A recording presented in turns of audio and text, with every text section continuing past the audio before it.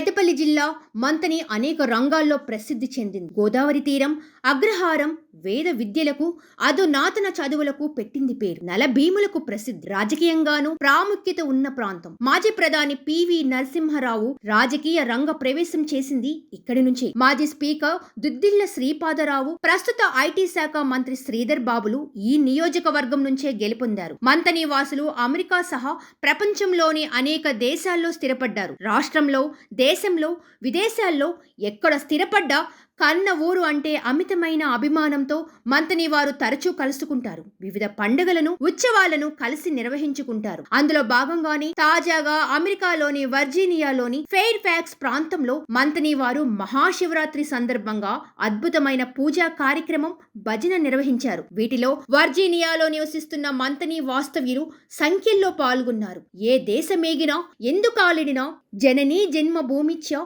స్వర్గాదపి గరీయసి అనే స్ఫూర్తిని చాటుతున్న మంతని ప్రజలు అభినందనీయులు.